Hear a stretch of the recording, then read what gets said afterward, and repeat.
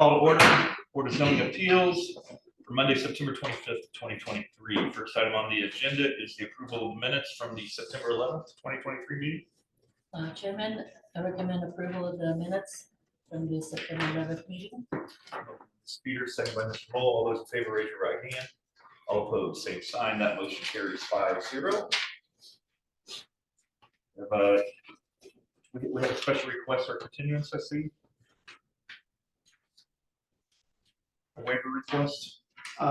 Yes, there's a special request for a waiver from the 15-day public notice requirement for the salon variance in Old Town. It's my understanding that that is for the newspaper notice.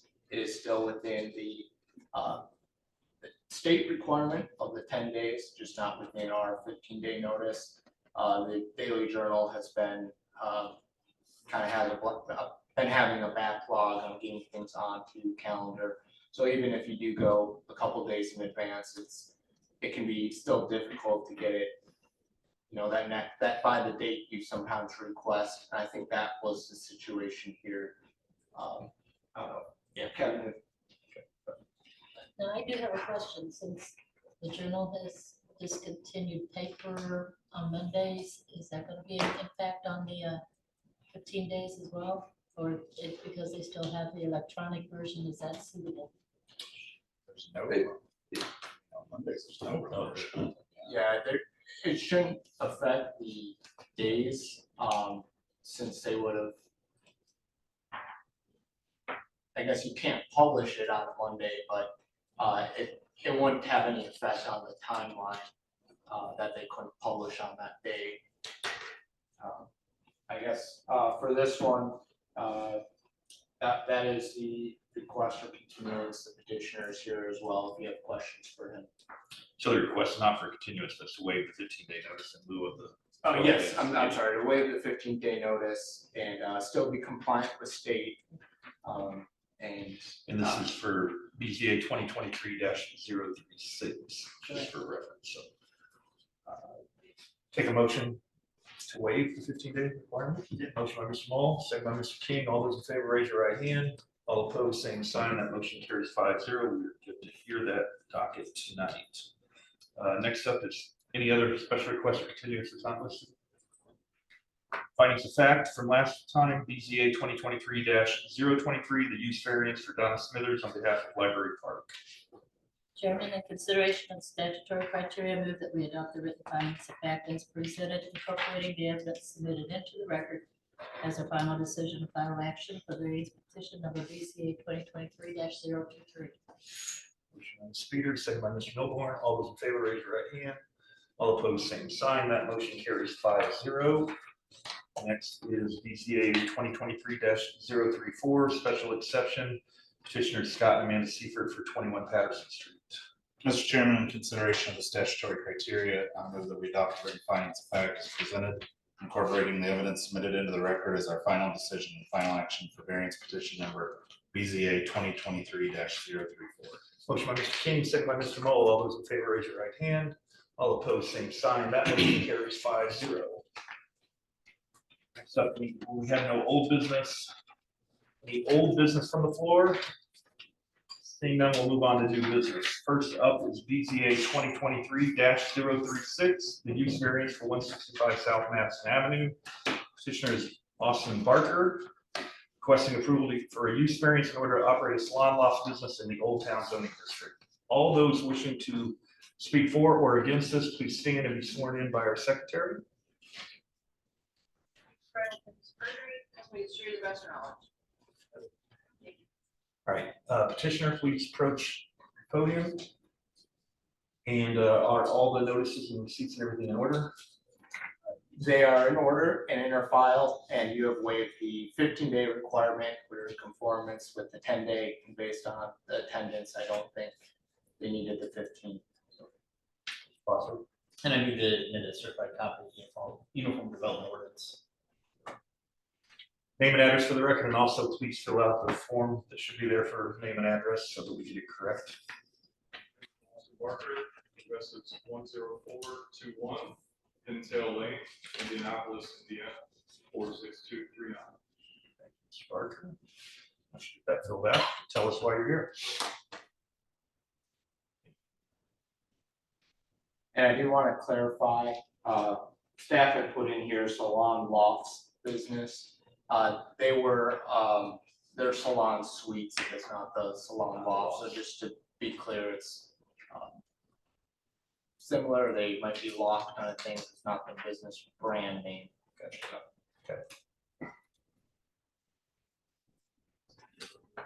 So, my name's Austin Barker. I'm here today One- requesting a. One second, Mr. Barker.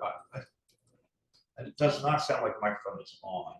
Maybe I'm just Oh, not. there we go. There It's we just, go. it's just There you go. location. Let's keep talking.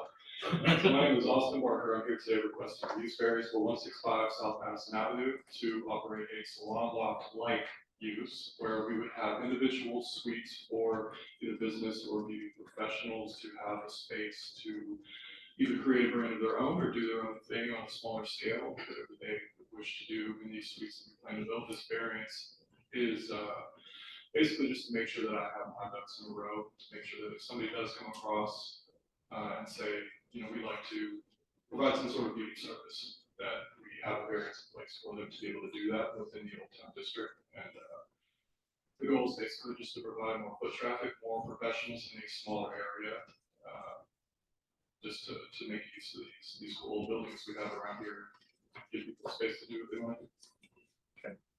And do you have your answers to your statement of reasons? Yes, I do. We'll want to read them into the record if you would. So number one, the approval will not be injurious to the public health, safety, morals, and general welfare of the community because It will provide a safe and inclusive space for local beauty professionals to provide a very sought-after service to the public. This will increase foot traffic and commerce in the Old Town area. number two, the use and variance of the value adjacent to the property, including the variance, will not be affected in a substantially adverse manner because We plan to improve the building and we are into bring more foot traffic to the area, and this is good for everyone. Tenants and clients will spend time in the area and are likely to prefer supporting other local businesses. Okay, number three, the need for the variance arises from some condition peculiar to the property involved because Old Town zoning district does not permit a self-care service. number four, the strict application of the terms of the zoning ordinance will constitute an unusual and unnecessary hardship if applied to the property for which the variance is sought because Salons and estheticians are a great fit for the area. If these if these services are not allowed, the area could struggle to grow. The goal is more foot traffic. Salon suites provide a larger number of tenants, services, and patrons in a smaller area. and the approval does not interfere substantially with the comprehensive plan because There are similar businesses all around the area, and beauty services are a staple of any affluent area. anything you want to add before I allow others to speak? So really, it's just a matter of being a part of the community. I think that's what's most important here. I think there are some people with some concerns of, well, another salon, but that's not the main goal. Like I stated earlier, the variance is basically just to be inclusive in our areas of use that say a tenant comes across and says, we want to do X, Y, Z, that's available for them to do. If there's a professional that say practices finance or law or something like that, these suites can be suited to them as well. This variance is not just for a salon. This is just to make it all inclusive, and so that anybody who wants to be a part of the Old Town community can do so. And I hope we see a lot of it because I see really great potential. The city's done a great job with this area. I'm excited to be a part of it and hope for those things. Okay, appreciate that. Anyone else wishing to speak for this? Okay, before we go to, well, then we'll go ahead and go to remonstration. So anyone wishing to speak against? Yep, first podium. Name and address for the record, and also if you could put yours on the sheet as well. My name is Ezra Hill, 403 West Wiley Street, Greenwood, Indiana. Also, Greenwood City Council rep for District 2, which is where this building is located. I'm here to ask you to deny the variance request to allow the operation of salon suites at 165 South Madison Avenue. This request has nothing to do with any of the individuals involved in the variance or even the quality of the proposed product or service. But it does have to do with the oversaturation of product or service within a small historic commercial district. I know variances have been granted to similar businesses in the past, which is fine, but at some point you have to draw the line, I think. So we don't end up with every other building being a salon in our downtown. And as a resident of Old Town Greenwood and someone who's been involved in the revitalization process of Old Town since 2012, I know firsthand there's no shortage of salons or similar type businesses in the area. When the city administration, the council, and many others began to take steps to revitalize our downtown, we knew we needed to invest millions of dollars. And part of that money went to some of these buildings to help rehabilitate the facades. It was the initial step towards bringing our downtown back to life. By doing so, in turn, we would hope that businesses would come back down to our historic downtown district.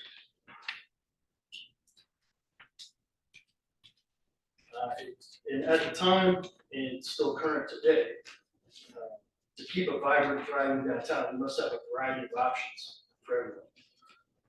With that all being said, this location is not the best use for salon suites, and that is due to an already oversaturated salon market within our downtown area. Thank you. Thank you, Mr. Hill. Anyone else?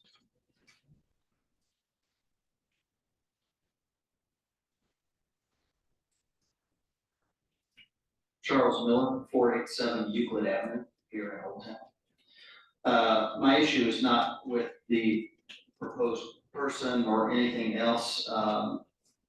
My issue is, and I just found out about this meeting about 20 minutes ago, or 20 till 6. I just went up to Fry Road and drove south and counted any business that said hair salon or something like that between Fry Road and Main Street, and I counted 17. I didn't count anything that said nails or spa, just things that said hair. So 17 between Fry Road here. My concern is more with the zoning folks, economic development folks. We've got an $83 million project going on right down here at the Madison that's going to be bringing in hundreds and hundreds of new residents. And I wish that this group and other groups that are a part of the city would be more proactive and more forward thinking in terms of really trying to determine from an economic development standpoint what needs to be done here in Old Town Greenwood. And just personally, as an Old Town resident, I don't think another hair place or salon or things like that is what we need. That's my frustration. It's not with any entrepreneur who wants to come into Old Town. I love the fact that we have small business owners here and not big franchises and things like that. I'm all for that. But I put that back on you and the economic development folks to be a little more proactive in what we need as Old Town Greenwood. So those are my 2 cents worth. Thank you. Thank you. Mr. Barker, you got 5 minutes to respond.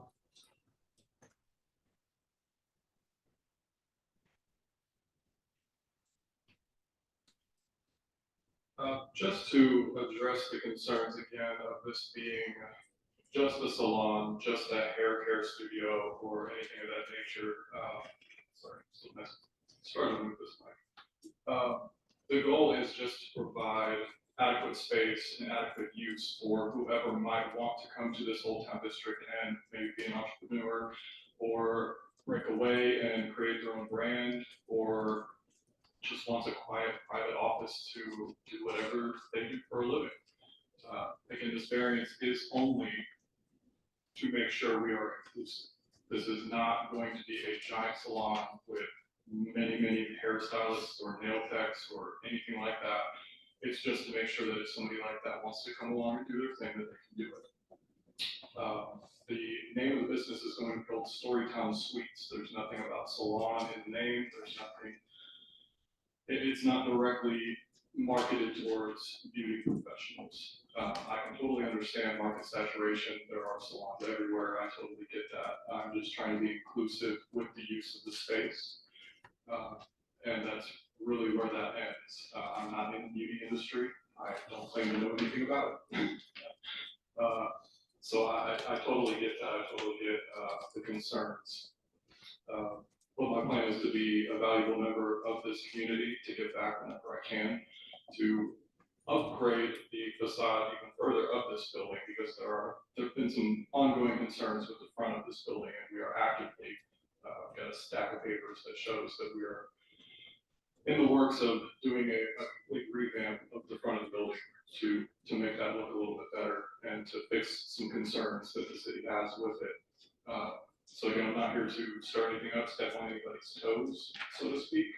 This is just about being inclusive and as far as diversity goes, allowing for that, allowing for multiple different services or businesses to come out here and maybe start small and then end up big and end up a staple in the Old Town District. It's just about, it's chasing your dreams, not to sound cheesy, but giving people a space to do that in the Old Town District. Thank you. 5 minutes for demonstrators if they want to add anything. Mr. Hill or Mr. Miller, anything? Seeing none, I'll turn it over to planning staff. Oh, sorry, we have one more. Were you sworn in? I'm sorry. I'll need to have you sworn in. And then your name and address for the record. Bonnie Ruby at 5120 North 400 West Barkersville, but I'm a business owner, or property owner here in Old Town. For 2 things, please be sure to fill out the form with your name and address.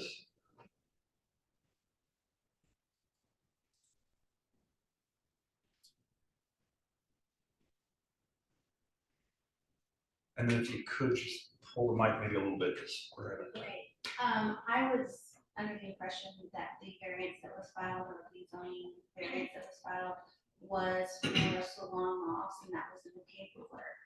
And I guess my question to Austin, I believe, is why is that different now? And I guess maybe that was our other people in the community who had that same question as well. But I can answer this one for Austin. So that was staff helped with the paperwork. We were using it in the, not the name brand term. And it's been described as salon loft, like that model where there are, typically a salon will rent out like a chair, where this is more of like a room or a suite.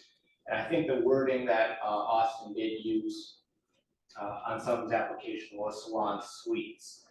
So we just wanted to clarify that it was not the, it's a use variance. You don't get a variance for like a business name or brand. We just wanted to clarify that it is maybe a similar model, but it is salon lofts, like lowercase, like they're salon lofts, not the salon loft. So that was maybe something that staff might have written, not intending it to be like the salon loft, I guess. Right. And I know that the salon loft is a brand, and this is just loft space. Is that what you're saying? Sweet It's just space. Sweet space, and the use variance is for the option to do personal care beauty at this location, similar to like a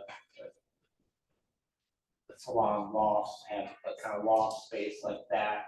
There are many different uses under the personal care and beauty umbrella. It's not just hairstylist that helps. So I have a question with that being open to any form of business, including beauty and that would that fill, if you had multiple people that were in beauty and had a hairstylist, would that fill up that salon suites or the suites? Potentially, it could be filled with salon style businesses, or it could be admits as Mr. Barker had discussed. So that is the question here before us is if we allow it or don't allow it. If we allow it, it can be used throughout. And if not, then it would not be allowed at all. So it's not one or two, it's either allowed or not allowed. And I think most of the other uses that he was looking at are already allowed in the Old Town Zone, so they wouldn't need to seek out this meeting to get permission to say have like an office or I'm gonna draw a blank on the spot of other uses in Old Town, but there are other uses that by principle can just go in today without any sort of approval. So. Thank you. Is there one more person that wanted to speak? We have a couple minutes left for open dialogue. Do you swear or affirm to administer the best of your knowledge? Yes. Name and address, and please write it down as well. Justice Woolcraft, 1549 Foxlight Lane, apartment 15, Greenwood, Indiana, 46143. I'm a hairdresser in the area. And my concern is not so much about the different businesses that are going to be in the area. I've been discussing this with my clientele for the last month or so since we got wind of this. And overwhelmingly what I've heard from my clientele who commute from the Center Road area into the Old Town space is that they wish we had more diversity as a business and ways for them to spend their time and dollar within our Old Town district.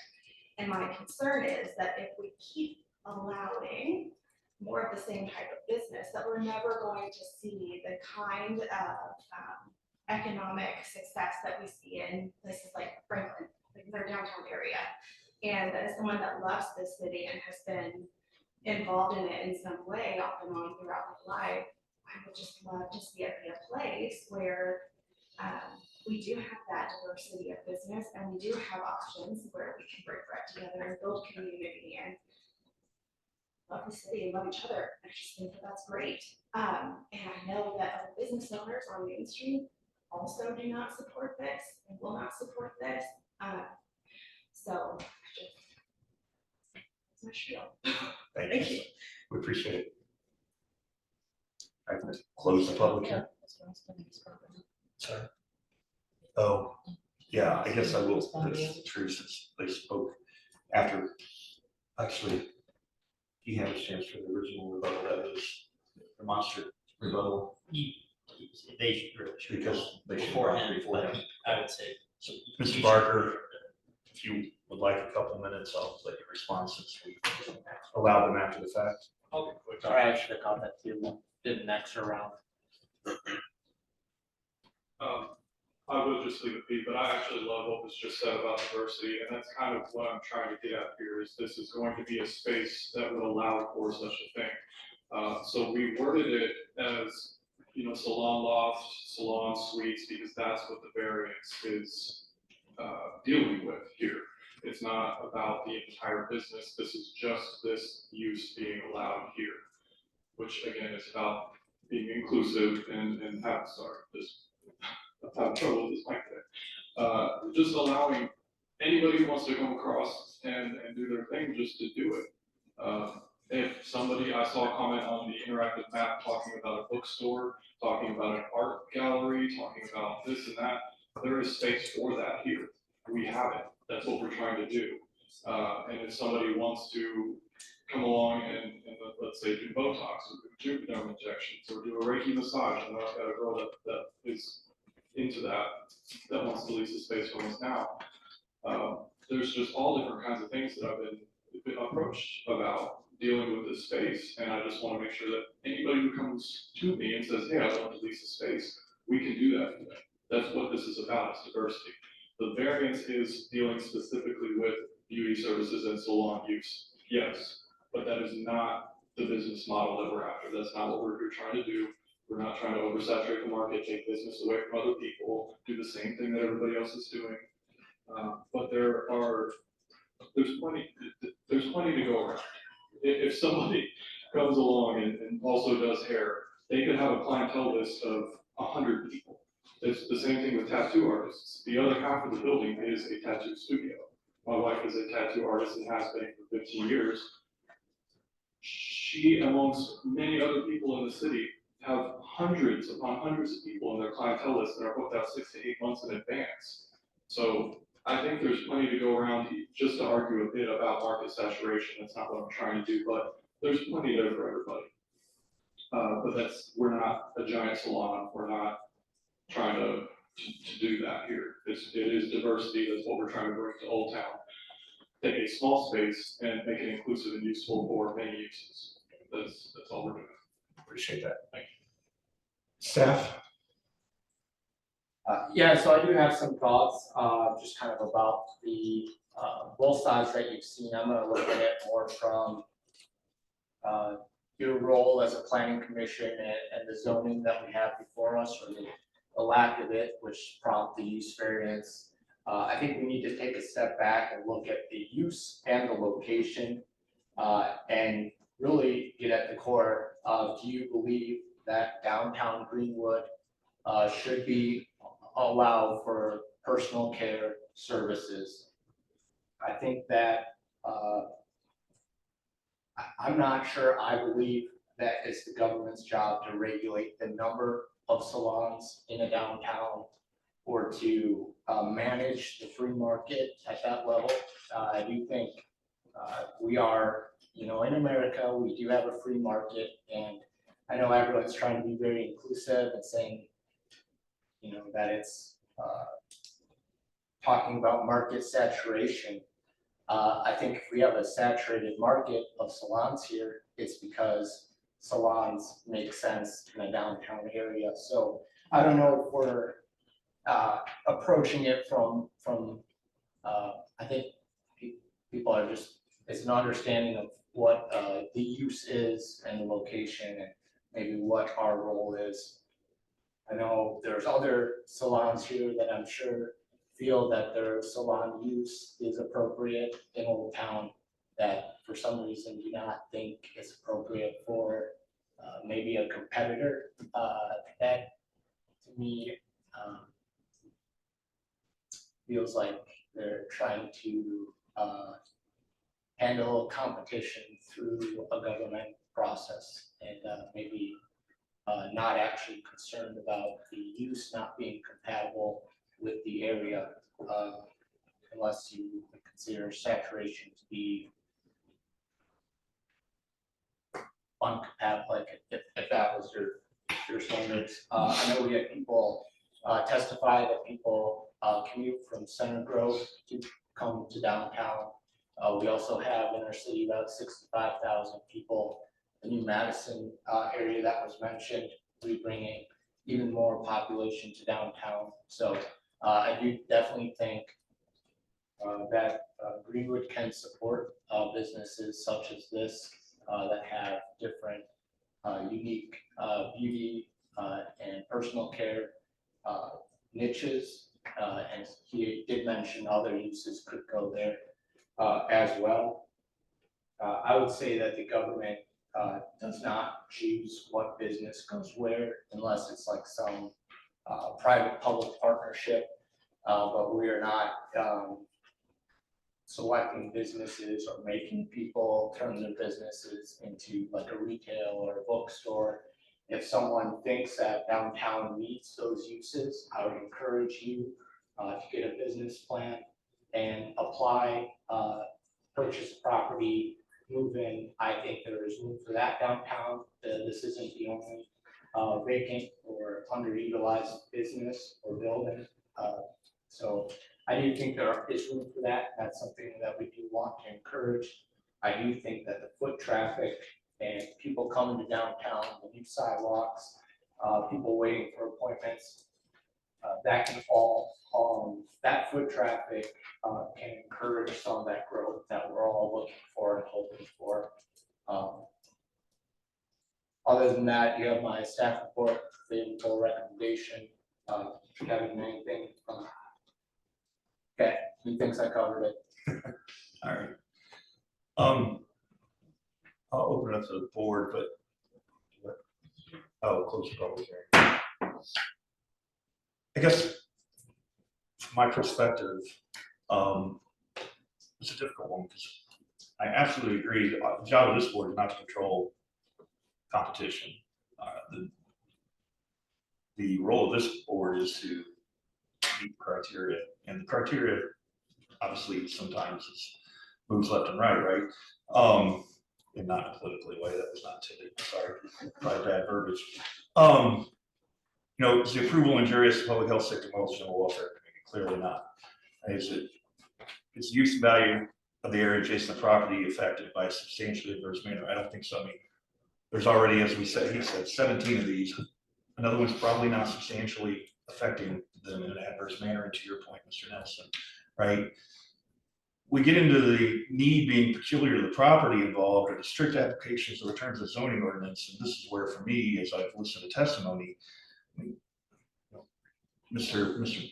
Barker, you already said you're going to have multiple different businesses in there. Well, if you can show that you're already going to have different businesses in there, I think it becomes difficult that the strict application of the terms of zoning ordinance constitutes an unusual and necessary hardship, and that it's some condition peculiar to the property. So I'm interested in the board. I would love to hear your opinion on that and maybe help me with how you're thinking from that standpoint, because I feel like those two are a little more difficult here, other than maybe the peculiarity is the fact that there's already this business down there, and why would we avoid another one, right? So then it becomes a strict application causing unnecessary hardships.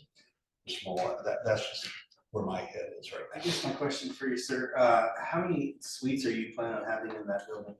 10 total. 10 total. That's- And then will these suites be, they don't have their own like heating and or HVAC systems, so they can be like, I guess I'm just thinking like if you're gonna have other tenants in there and then you have the hair salon going in there, just the smells and other stuff would be probably distracting to those businesses. So I didn't know if, I don't know if that's. Yeah, and I know with part of this wouldn't so much be, what we could answer here, but they will need to go through a remodel permit with our building department.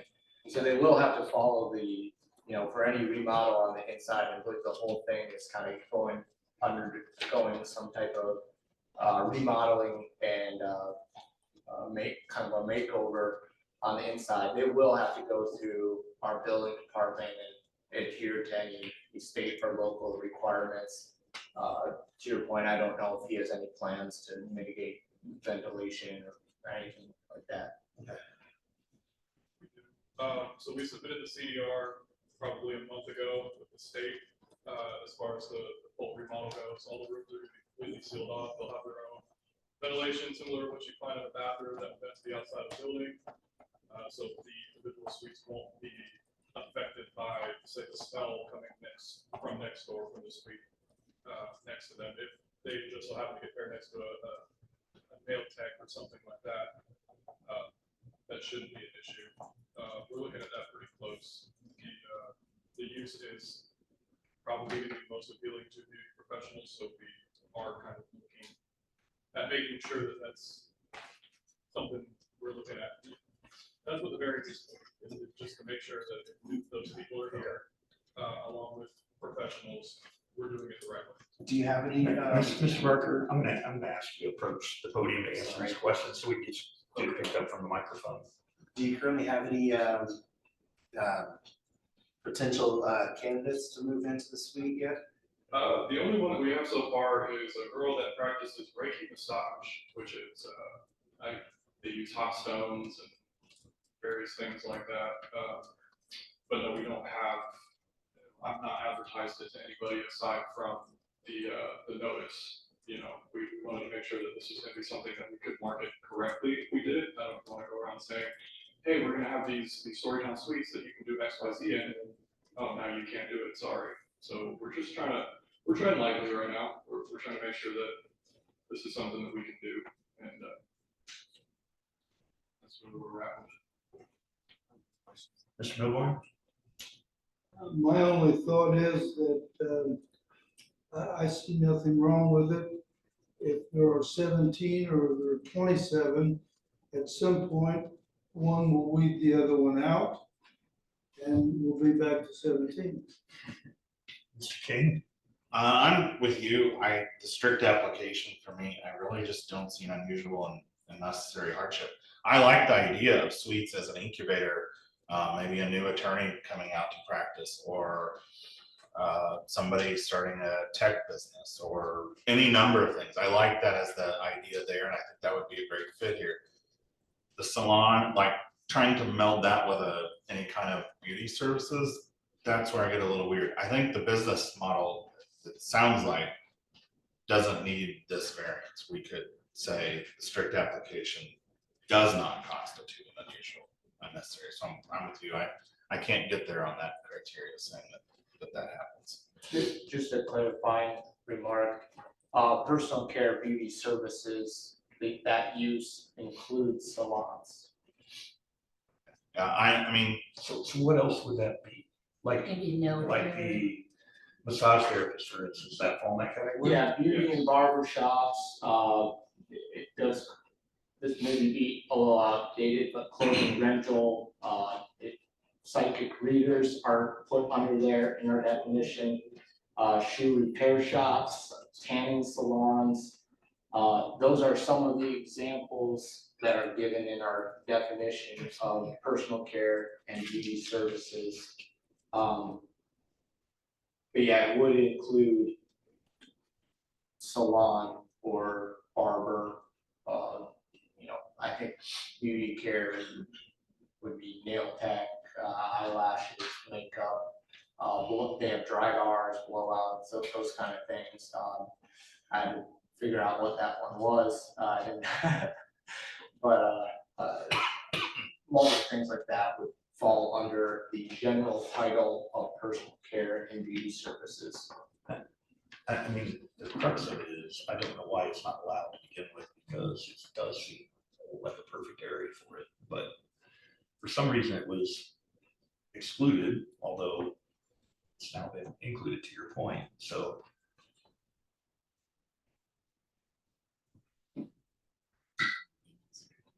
That's where I'm at. I guess I'm kind of like on the other side of the fence than Mr. Knudsen. I see it as an unusual and unnecessary hardship if we restrict what they can do. That to me is a hardship if they can only do these particular types of businesses in a multifaceted business building, where we've got multiple offices. So to me, that is a hardship if I say, you can't do this one, but you can do this one. And it's like, okay, yeah, there's others down the road. If the businesses if it's oversaturated, they're not gonna survive. And they're gonna end up giving back the lease and saying, okay, I'm gonna do something else. I'm gonna go somewhere else. I'm gonna do whatever. So I mean, I don't see that controlling the number is our business. Our business is to say, hey, is this a viable use of this facility? And to me, if we restrict what can be put in those offices, I think that's an unusual hardship that needing to overcome. But that's my perspective. Appreciate that argument. Good way to look at it. Any other comments from the board? All right, I will take a motion to, thank you, Ms. Barker. Take a motion to admit all the evidence into the record. Chairman, I move that we admit all the evidence presented in regard to this matter, including the notices, restricts, maps, photographs, written documents, petitioner's application and attachments, petitioner's detailed statement of reasons, the staff report prepared by the planning department, certified copies of the Unified Development Ordinance Comprehensive Plan, testimony of petitioner, city planning staff, and any remonstrators, and all other exhibits presented, be they oral or written, for consideration by this board in regard to this petition and for the testimony of those present this evening. Motion by Mr. Peters, second by Mr. Mole. All those in favor, raise your right hand. All opposed, same sign. That motion carries 5-0. I'll take a motion on the ballot.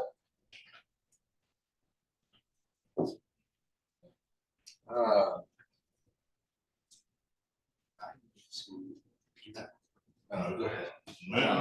I'm from either way, so. Pick one. I move to approve this petition, this request for variance with no conditions. Motion by Mr. Peters to approve with no conditions, second by Mr. Milborn. All those in favor, raise your right hand. All opposed, same sign. That motion is denied 3-2. Should we then move to formally deny? No, what? It just doesn't pass. I guess if you wanted to clarify, like, I ask because I know in the past we it just have. doesn't pass, but the thought that I have is if it would have passed with maybe a condition on it, there, there's infinite conditions you could put on something, someone could make a new motion, so if you wanted to be, cross your Ts, dot your Is, you could do a follow-up motion with a motion to deny, and you would think that the same amount of people would vote the way they did on the last one, unless there was some condition that someone wanted to propose that would change someone's vote. It would just be a formality to redo the motion to deny it if you wanted, otherwise you could leave it as is. So, yeah, unless someone has a alternative proposal. You want to offer. Seeing none, then it is not passed. So, thank you, Mr. Barker, for your time, and best of luck to you with the suites. It's a really nice thing you're trying to do. Oh, you need a motion to direct the corporation council's draft return. Having considered the statutory criteria, I move that we direct the corporation counsel's office to draft written findings of fact regarding our decision on the variance request presented in variance petition number BZA 2023-036. Said findings to specifically incorporate the staff report and the evidence submitted into the record for consideration and adoption by the Board of Zoning Appeals as our final decision and final action regarding this petition at our next meeting. Motion by Mr. King, second by Mr. Mole. All those in favor, raise your right hand. All opposed, same sign. That motion carries 5-0, passes 5-0. Next up is BZA 2023-037, a use variance for 100 Bird Way.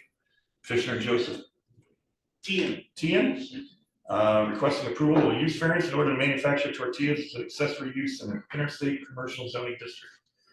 All those wishing to speak for or against this, please stand and be sworn in by your secretary. Use for all places perjury, as we just do, that's your knowledge. Thank you. Okay, Mr. Tian, approach the podium, and while you do, are all the notices and everything in order? Everything is in our file and in order. I move to make a certified copy of the unified development ordinance of the record. All right, and thank you for filling that out.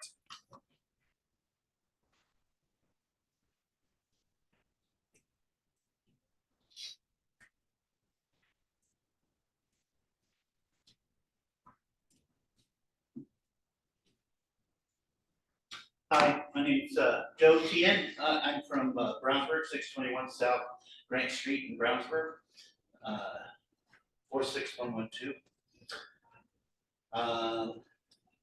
Tell us why you're here. Okay, I want to make tortillas. We just opened about 7 weeks ago at the old Jonathan Bird Cafe at 100 Bird Way, La Rosa Mexican restaurant. And after several months build out, finally got it going, and it's doing pretty well. But Faulkner Associates, who we were leasing from there, owns that big building, couldn't cut up the space to the size we wanted. So we have a rather large 1,200 square feet area in the back that we've been thinking Well, we have another restaurant in Barbersville, Indiana as well, here in Johnson County, and we've been thinking for several years about trying to create a tortilla manufacturing business, because they are hard to get. The corn ones are really hard to get. We gotta send out like troops of buyers to go buy because they're limiting purchases at many times since the COVID pandemic and supply issues, and a large company in Chicago that used to supply central Indiana went out of business. It's very hard to get. So we're hoping it's gonna take off. In fact, Performance Foods has approached us to be a sole supplier, that we should have no other customers but them. But we haven't made that decision yet. They're wanting to partner up with us a little bit because they would supply us with the corn mash and flour and stuff to make the tortillas. But so we're trying to figure out that. But at any rate, we're wholesaling these. We're not going to have a lot of foot traffic because of it. It'll be in the back of our restaurant, basically there that we've got there, and so it'll either be one, maybe two or three customers that would be the food suppliers, that supply the restaurants around Indiana. So Performance is really interested in getting their grips into us so they could be the only guys that we sell to, which is fine. We may or may not do that, but point is we're going to try to keep the traffic down, and well, plus for simplicity, just to simply have the fewer customers, so I mean, we should be able to. They said they'll buy everything we can make, and these machines are called. It's funny, I couldn't find an English name. They're called tortilladoras that make these. They kind of do the whole thing. You just pour the stuff in, and out on the other end comes the cooked finished tortillas. You box them and then ship them out. So that's basically it. Do you have your answers to your statement of reasons? I do. We'll walk through those. Yeah, sure. The approval will not be injurious to the public health, safety, morals, and general welfare of the community because The approval will not be injurious to the community because the owners of the Tortilleria La Rosa and La Rosa Mexican Restaurant regard public safety as their most important responsibility to the community as food service providers. The owners of the new La Rosa 2 restaurant also have an existing restaurant in Johnson County of the same name in Barbersville. We will use the experience to operate the business with the highest regard for the public health, safety, and general welfare of our new Greenwood community. Number two, the use and value of the area adjacent to the property, including the variance, will not be affected in a substantially adverse manner because adjacent property owners will not be affected by the use variance because the Tortilleria employs small staff of 2 to 3 employees and have a small amount of traffic for incoming and outgoing deliveries. Tortilla sales will be for wholesale only. the need for the variance arises from some condition peculiar to the property involved because The current zoning does not allow for food processing. Since we are operating the restaurant at the same location, it would be easier for us to operate the Tortilleria there. the strict application of terms of the zoning ordinance will constitute an unusual and unnecessary hardship if applied to the property for which the variance is sought because If not approved, we'll have to locate the Tortilleria elsewhere, resulting in a substantial cost increases. and number five, the approval does not interfere substantially with the comprehensive plan because The approval would enhance the appeal of the leased tenant space, thus making it more valuable to the Greenwood community for years to come.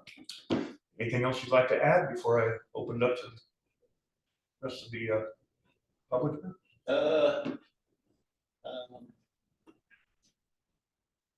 Well, I have this, proposed tortilleria will be located in the rear of the building restaurant.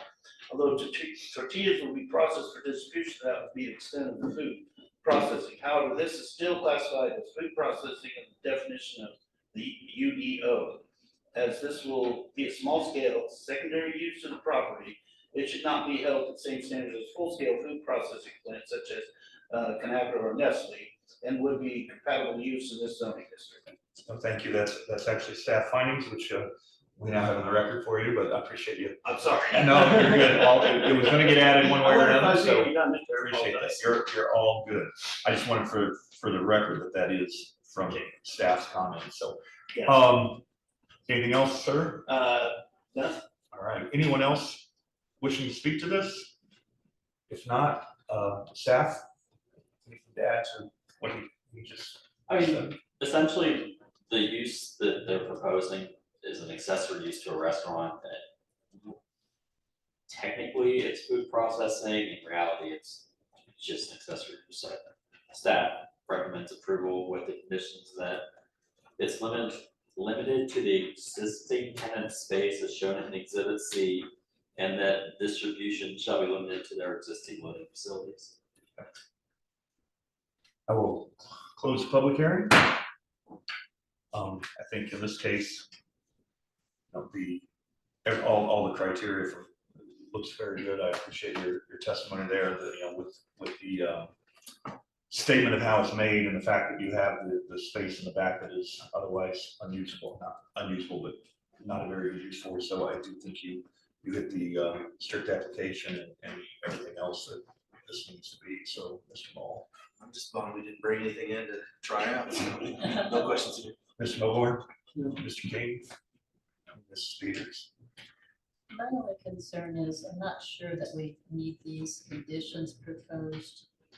If they expand, it would be because they have a need, because there's more production that they're trying to do. I don't know if we say, hey, you can't get any bigger space. I think that's kind of limiting, making a restriction that's not quite necessary, but I am just concerned also about the distribution limited to the existing loading facilities. If for some reason there's a problem there and they need to take it through another door, we're saying you can't do that. And I'm not sure that that's what we want to do either. No, to that last part, we're referring to no building of additional loading docks or anything like that. Oh, that's different. Yeah. Just using what they have now. Yeah, if there's something that happens on that day, that's fine, but no more construction of loading docks. No, but limited loading docks to what they have. And as far as number one, and limited to existing tenant space, I guess the intent here is we don't want it to grow into some big industrial plant, right? But since we're limiting it to this particular use for the tortilla making, that A different permitted use could go there, we just didn't want the accessory use to, let's say they're very successful with this and they decide to abandon the restaurant business completely and just turn this into a tortilla making factory that has customers all over the world, big semis coming, we're trying to keep this as an accessory, smaller use and have the primary use be the permitted restaurant and not get it to a point where the tortilla making was the whole business, I guess. That was our intent, just to keep it small scale. So could be a condition that the restaurant must remain primary scope of business. Okay. I will take a motion to admit all the evidence in the record.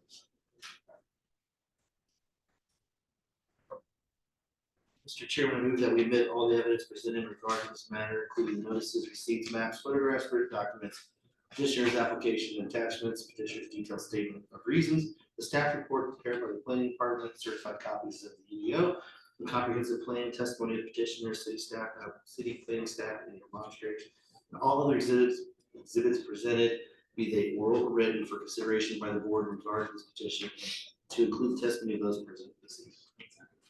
Motion by Mr. Mole, second by Mr. King. All those in favor, raise your right hand.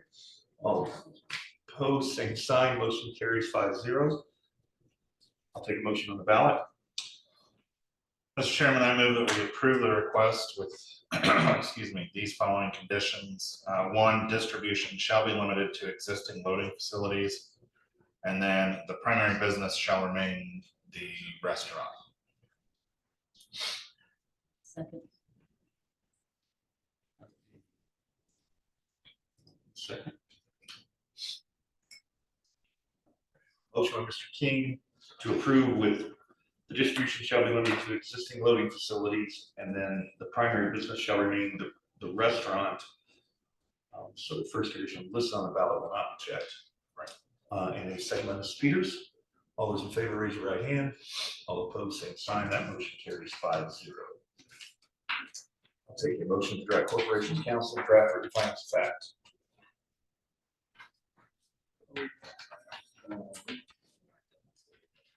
Mr. Chairman, having considered the statutory criteria, move that we direct Corporations Council Office to draft written findings of fact regarding a decision on the various requested presented in variance petition number BZA 2023-037. Said findings specifically incorporate the staff report and the evidence submitted to the record for consideration and adoption by the Board of Zoning Appeals as our final decision and final action regarding this petition in our next meeting. Motion by Mr. Moll, second by Mr. King. All those in favor, raise your right hand. All opposed, same sign. Motion carries 5-0. Next up is BZA. Oh, I'm sorry, thank you. Mr. Tan, you are welcome to proceed. You can work with staff. We will take final action in a couple of weeks, but that doesn't mean you have to wait. Oh, okay. And just to be clear, I mean, getting building permits and stuff with, the building department if you need them. Yeah, I will be for the, yeah, because we've got ventilation, issues for those machines and stuff. Just Um, clarify with. So I passed, right? Yeah, you passed. With some conditions. Yeah. And how will I see those? Will they become official on paper to me somehow? Yes, we can send you the facts of finding in a couple weeks. It takes a while for them to be drafted and Okay, then that's fine. approved, and then we get a copy once they get signed, and then, so maybe 3 weeks from now, we can send you Awesome. something, but Thank you. you're welcome to go forward and work with Ken Steele, our Yeah. building commissioner. I'm just clarifying because, we've had petitioners think that that means they can build it without a permit. Yeah, yeah. No, I understand completely. Yeah, that we've got a process. Yeah. Thank you, and thank you, everyone. Thank you. Thank you. All right, BZA 2023-038 Development Standards Variance for 2955 Allen Road. Petitioner is Justin Olishuk on behalf of GLA Properties, requesting relief from section 10-3-7 for outdoor lighting, parking, and pedestrian areas to allow light fixtures taller than 30 feet. All those wishing to present or speak to this, please stand and be sworn in by our secretary. Yes. So are all the notices received, everything in order? Yep, notices are in order and in our file. Mr. Foster? And a certified copy of the Unified Development Ordinance to the record. Right. Name and address for the record, and please be sure to add it to the sheet as well. Yep, so Justin Malashik, GLA Properties or Spino Properties LLC, 8801 River Crossing Boulevard in Indianapolis. And as mentioned, we are requesting a dimensional standards variance to increase the light poles on our proposed development on lot 4-5 within our Worsville Commerce Center development at the intersection of Allen Road and Collins. So going to our statement of reasons, the approval will not be injurious to the public health, safety, and morals and general welfare of the community, because the locations where these taller light poles will be located would occur on sides of the development with matching zoning destinations or designations, which are already industrial, and would have no impact to the public right of way or any of the residential properties. In addition to the matching zoning designations, as part of the development, we will be constructing a large screen berm and substantial landscape plantings along the north side of the property adjacent to Allen Road. That will be a 12-foot berm, as well as along the east side of the property where the adjacent zoning is currently agricultural. That east property line berm is proposed to be 6 feet tall. Thirdly, the taller poles allow for the light fixtures that we're proposing on site to be placed in locations where truck traffic is less likely to impact them, i.e. center of the parking stall rows, increasing the safety and maneuverability on site. The use and value of the area adjacent to the property will not be affected in any adverse manner, simply because, again, this is going to be located behind the full buffer yard plantings and berms. The proposed buffers will already offer the protection required due to the dissimilar zoning designations for the residential neighborhood to the north side of Allen Road. one important clarification and item to note that proves that we will not be affecting the adjacent properties. And just a clarification, we are not requesting a variance that states that any light poles within 300 feet of a residential property line can't exceed 15 feet high. Anything within 300 feet will remain as 15-foot light poles. The strict application of the terms of the zoning ordinance will result in practical difficulties in the use of the property because, so this is for a freight truck terminal user. It's a single user, but the nature of these developments, the buildings are generally shorter than your typical industrial building that you see in that park. So the first difficulty we had was utilizing the wall packs that would be on the building. They're starting at a much lower level. We would still be utilizing the 90-degree cutoff fixtures that aren't projecting light everywhere. It's just simply going straight towards the ground. And with that lower building heights, you don't get the coverage off the building. So that was the first issue we had with being limited to 30 feet. We were finding that we couldn't meet both the tenants requirements and Greenwood's requirements for foot candles within paved areas. Secondly, since this is for a specific tenant, they do have strict requirements on their internal drive widths. And we were finding that with the 30-foot poles, we simply weren't able to provide the coverage they needed over the drive aisles, the trailers, etc. Thirdly, it would result in practical difficulties simply because we couldn't meet those lighting requirements. We'll create dark spots within the yard where trucks will be operating, creating safety issues for tenant employees. And this is not regulated for air navigation, so item 4 was not applicable. Anything else to add before staff other comments? I appreciate the consideration tonight. Before I turn to staff, just one more. Anybody else wishing to speak to this? Staff? Yeah, we had no objections to the petitioner's statement of reasons.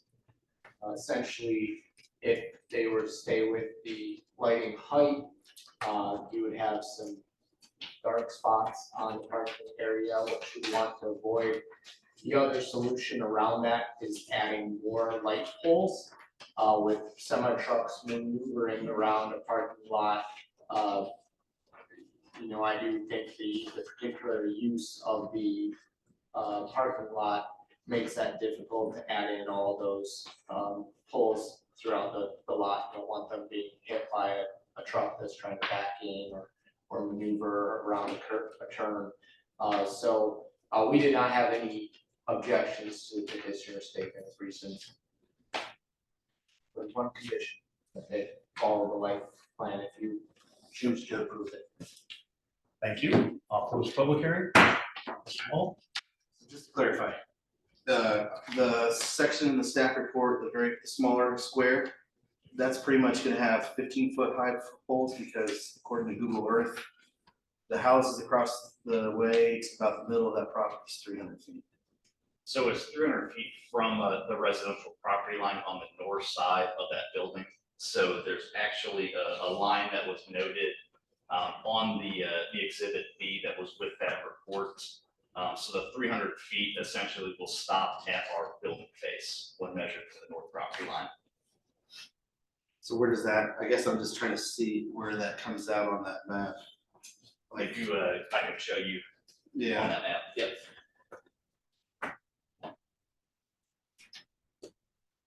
So I guess, do we have on your exhibits this? So on this, that is this red line here. So that's Allen Road this way? This is Allen Road to the left side of this exhibit. Here you can note the mountain heights. So everything in our pedestrian parking lot essentially is 15 feet. And then once we're past that 300-foot setback, which really corresponds to the front face of our proposed building, that is where the 39 feet start. Okay, and so all this are here, that area we're talking about, the 12 That is high. correct. So 12-foot high barrier, that will extend. It's actually, you can see that's the top of it. It's in the green there. I got you. That'll extend across the entire frontage, and then it's actually cut off on this west side, but you can note that the photometric levels are at 0.1. And it actually will extend further. So those photometric levels at that west property line will be 0. This little gray here, this is how the lights get aimed. Like- That is correct. Okay, so they're more aimed like narrow pattern. That is correct. So it essentially like the can lights there, they come down at a 45-degree Yeah, angle. this will be a little and more- Yeah, it's cut off. Okay. And then just a further clarification for that. So we would be complying with all of the green roof requirements for the light levels at the property lines. You can see on that exhibit, anything that's adjacent to Allen Road right away, we're at 0.1 foot candles and gave. I'm not 100% sure on what the requirement is, but I think it's like 0.3 or 0.5 in that area, but we're complying with the levels at the property line. Okay. And we're just simply requesting the variance so that we can get a larger coverage with the internal light poles. But keeping the same foot candles, right? That is correct. Same foot candles that are required in Greenwood, same foot candles at the property lines. He covered it. I was just gonna say, along that road frontage, there may be street lights put in for sidewalks in the road that's a little different from if you go out there and you see a street light, you say, oh, it's not cut off at the property line. Well, that's for the roadway and the pedestrian facilities. Yeah, I was just, on exhibit B, it didn't really show which, I guess I was trying to find which way was north on there, and I was like, so that's why I was asking, so, I'm good, thank you. Oh, is, Mr. Milburn? Mr. King? No. Mr. Peters? Yeah, okay. I'm good. I take a motion to admit all the evidence into the record. Chairman, I move that we admit all the evidence presented in regard to this matter, including the notices, receipts, maps, photographs, written documents, petitioner's application and attachments, petitioner's detailed statement of reasons, the staff report prepared by the planning department, certified copies of the unified development ordinance and comprehensive plan, testimony of the petitioner, city planning staff, and any remonstrators, and all other exhibits presented, be they oral or written, for consideration by this board in regard to this petition, and to include the testimony of those present this evening. Motion by Mr. Peters, second by Mr. Moll. All those in favor, raise your right hand. All opposed, same sign. That motion carries 5-0. Take a motion on the docket itself. Mr. Chairman, I move that we approve this request with the condition photometric plan shall reflect the increased light heights and be adjusted accordingly. Motion by Mr. King with the one condition by the staff, second by Mr. Moll. All those in favor, raise your right hand. All opposed, same sign. That motion carries 5-0. Take a motion to direct the Corporations Council draft the findings of fact.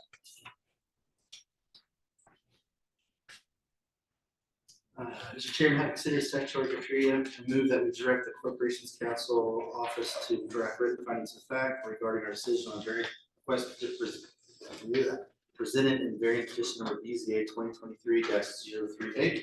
Said findings specifically incorporate the staff report and evidence submitted into the record for consideration and adoption by the Board of Zoning Appeals as our final decision and final action regarding this petition at our next meeting. Motion by Mr. Moll, second by Mr. Milborn. All those in favor, raise your right hand. All opposed, same sign. That motion carries 5-0. Mr. Olchuk, you are also welcome to proceed with planning and that. Staff will take final action in 2 weeks. Thank you. Thank you.